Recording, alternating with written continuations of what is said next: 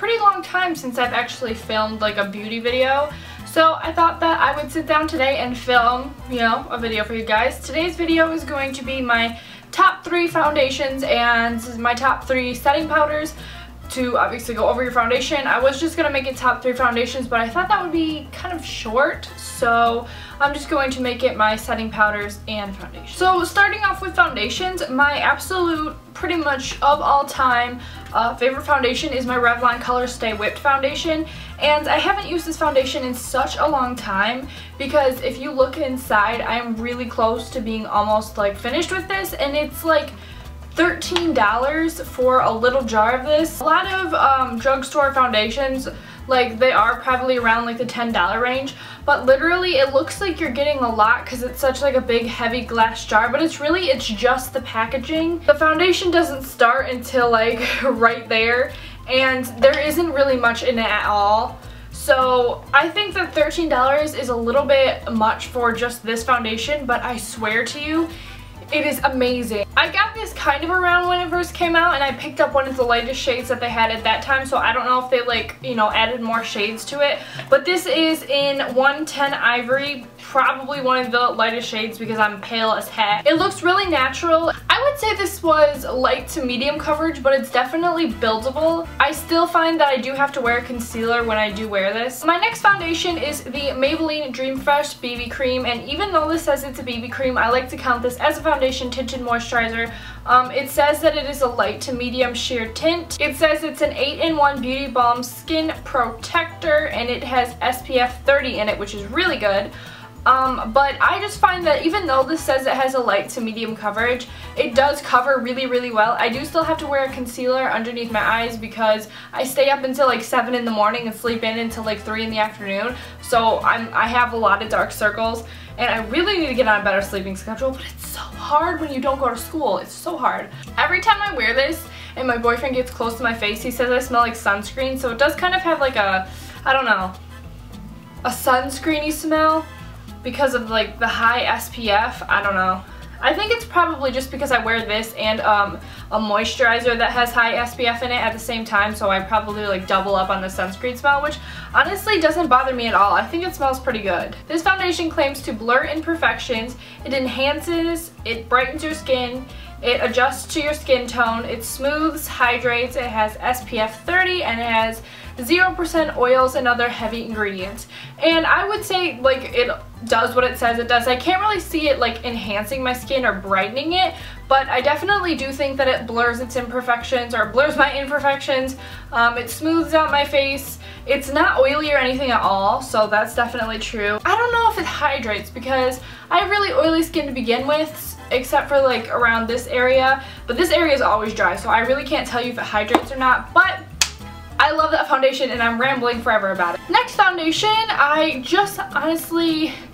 found it in my bathroom. I'm assuming it was my mom's or something, I don't know, but she never wore it. It was like sitting somewhere where she never touches. It's the Mary Kay Medium Coverage Foundation, and the bottle just looks like this. I haven't seen very many people use Mary Kay products. This claims to be a medium coverage foundation. Usually every day I will either mix these two together and wear them both as a foundation just so like double up on the coverage, or what I did today is I wore this as a foundation and then I just used this as a concealer because this has, even though it says it's a medium coverage, for my skin, it covers literally everything. I have a couple like acne marks down here, and my dark circles, like I said, are pretty crazy, and this pretty much covered everything, like if you could tell. And then I'll just put it anywhere else where I see any imperfections.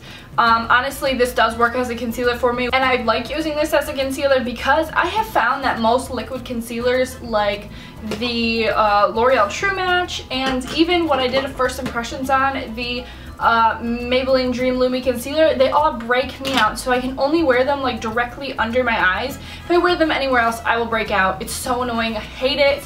So I'm gonna have to stick to like not liquid concealers or this, because this doesn't break me out. And it's really blendable. It matches perfect with my skin tone. I don't know what coverage this, or what color this, oh, this is in Ivory 100, so I am so pale. Okay, moving on to my setting powders, pressed powders, can't think today.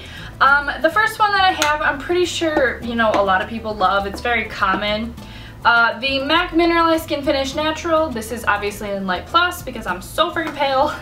I've pretty much used it all, which is really sad.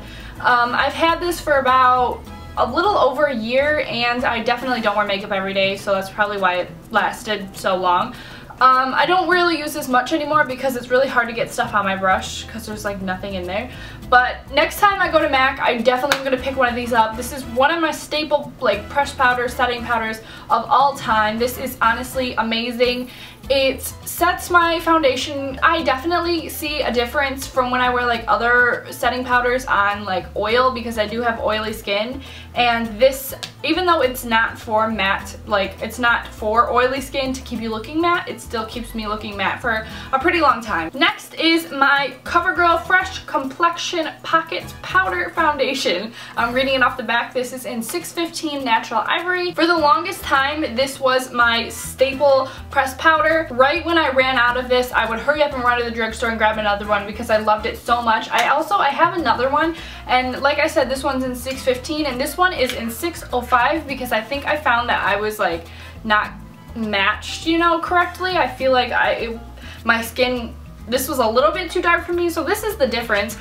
Honestly, it doesn't look like a big difference. This just looks a little bit more peachy from what I can see right now. I don't use these much anymore, but definitely for the longest time they were like one of my staple pressed powders, and if I ran out of the one I'm about to show you, which is my all-time favorite powder, I will definitely go back to these because they are amazing. Okay, and now on to my absolute 100% favorite pressed powder of all time. Pressed powders are very important to me because, like I said, I do have oily skin, so if I don't wear one, I will look like a greasy mess. This is the Maybelline Dream Matte Powder, and I only just like picked this up like sometime last month or the month before, so I've been using this so much, like every single time I wear my foundation, so I'm kind of hitting pan. The one thing that I do not like about this setting powder is that it like cracks so easy. Like I didn't use all that, it kind of just cracked and broke off.